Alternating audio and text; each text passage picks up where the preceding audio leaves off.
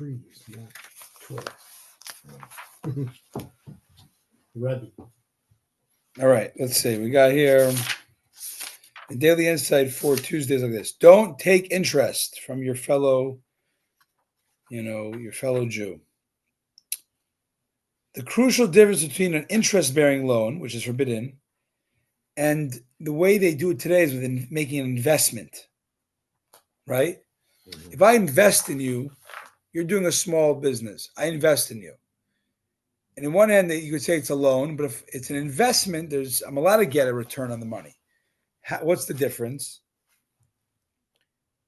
If I'm taking interest for the loan, I'm getting rewarded for the past deed. I did a one-time act. It took place at the beginning of the transaction, right? Mm-hmm.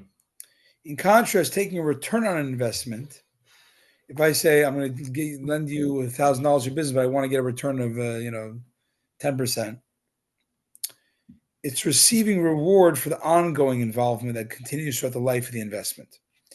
In this sense, taking interest is fundamentally opposed to how God wants the world to run. God does not loan us the powers he grants us when he creates us. He invests them in us, remaining intimately involved in our efforts to reap the rewards of our efforts, meaning denying God's involvement in our lives is a form of heresy, totally inimical to the notion of divine providence lies at the core of Jewish belief. So when God wants you to do mitzvahs, he gives you life, so you can do mitzvahs. Is that getting interest? No, because God is a silent partner in everything you're doing, so it's a return on investment, which is allowed. God has woven into the fabric of creation the mechanism that he will behave towards us the same way we behave towards our fellows. Thus, when someone takes interest, God responds in kind. He grants him the initial potential, but refrains from extending him ongoing supernatural assistance. So you're basically very into getting, you take interest. In other words, you're saying, it's my thing. You owe me money for using my thing. And God's okay. Get investment back. What? How do I get my investment back? Supposing at the end of the investment, the guy has to pay you money, an extra, the money, the principal, and the agreed upon, fee, dividends. It's more complicated than this, but he's trying to whittle it down to the basic philosophy. Is that the basic philosophy is, what do you call it? Investment you're talking about? When I give you my money, it's like I go to my savings account, I give you $1,000. It's a one-time act. I feel you should give me money back for giving, I could have done stuff with the money, but I gave it to you. And because I gave it to you, I relinquished it. You should give me something back for that. That's interest. That's not allowed. But if you say you're doing a business, I'm going to invest $1,000 with you, but as a partner, I want part of the gains, whatever the agreement is. That's allowed because that's involvement that's happening throughout the life. It's not a one-time act. It's not actually a partner with you.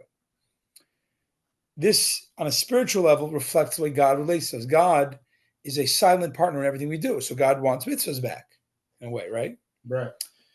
But if you start acting like you own your stuff and therefore for anything, it's mine, I gave it to you, you owe me back for it. Then God can then come to you and say, okay, I gave you life and talents and whatever and resources. Life. Then I will not give you supernatural assistance. It's very fascinating. I mean, you'll continue to be, if you're very survivalistic, what's mine is mine. Okay, you can operate on that principle, but I'm not going to be a partner with such a person, says God. When we forego interest on our loans, God also responds in kind. He not only grants us the initial potential to be successful, he says, but continues to assist us. Really unpack. That's what a partner does. Yeah.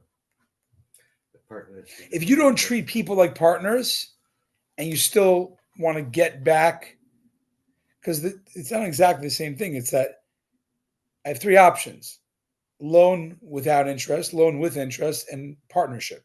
investment. So either it almost puts the partnership and the giving a loan without interest, it puts them in the same circle, it seems like, the same What's category. the problem with it? No, because we're trying to understand what's the logic here. When you give a loan without interest, you're acknowledging that God gives you stuff without interest. Okay. So what's he doing? It's It's then partnership. But not always. There's three things. There's loan with interest, loan without interest, and partnership. Loan without interest is done equal partnership. Yeah.